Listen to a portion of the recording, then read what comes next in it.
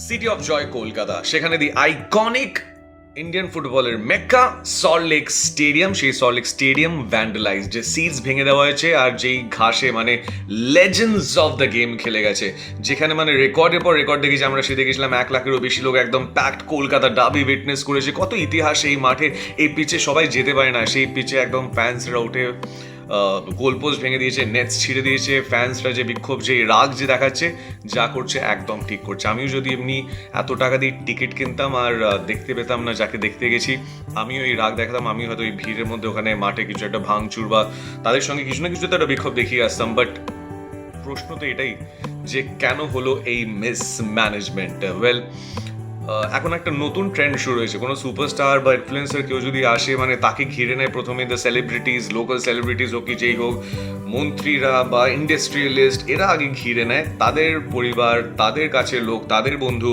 তাদের আগে সেলফি, তাদের আগে মিট অ্যান্ড গ্রিট।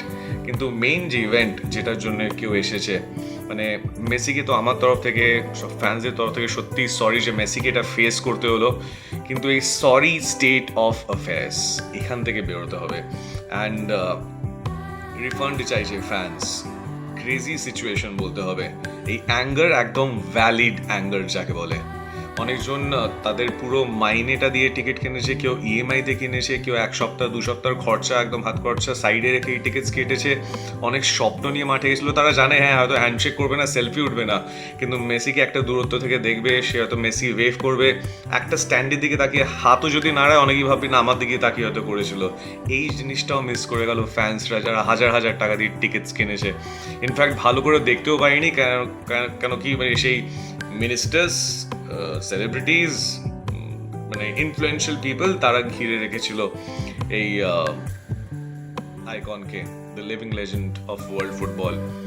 মেসির জন্যও তো একটা খারাপ এক্সপিরিয়েন্স হলো। অ্যান্ড একটা জিনিস শুনছিলাম, ছবির জন্য 10 লাখ প্লাস ট্যাক্সেস নাকি, যাই না, বা 10 লাখ টাকা একটা ছবির জন্য, মানে যেটাকে মিট অ্যান্ড গ্রিট বলা হচ্ছে। বাট 10 লাখ টাকা ছবি তোলার জন্য এমনি কতজন দাঁড়িয়ে ছবি তুলছে, অনেকজন হয়তো সেই টাকাটা দেবে না, স্পেশালি যারা মন্ত্রী বা যারা ইনফ্লুয়েন্সিয়াল।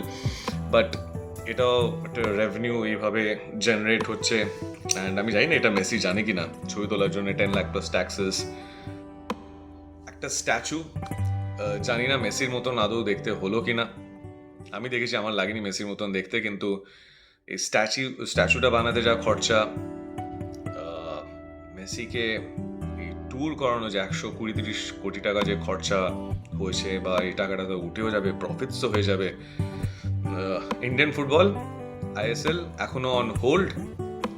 টপ লিগ কবে হবে ঠিক নেই। ক্লাবস অপারেশনস বন্ধ।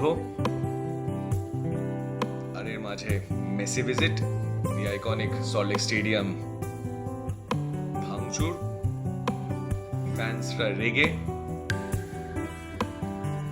Total ultra mismanagement.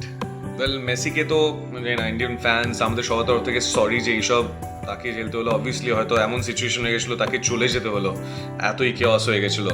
অ্যান্ড যেই ফ্যান্সরা হাজার হাজার টাকা দিয়ে মেসিকে দেখার জন্য মাঠে গেছিলো, যারা রাত জেগে একদম তৈরি হয়ে সেই জার্সি কিনে পরে মেসি মেসি করে চেঁচাচ্ছিল, তাদেরকে তো আমি সরি বলবো না, ম্যানেজমেন্ট সরি বলবে। অ্যান্ড সেই সরিতেও চলবে না। And overall ISL on hold, Indian football sorry state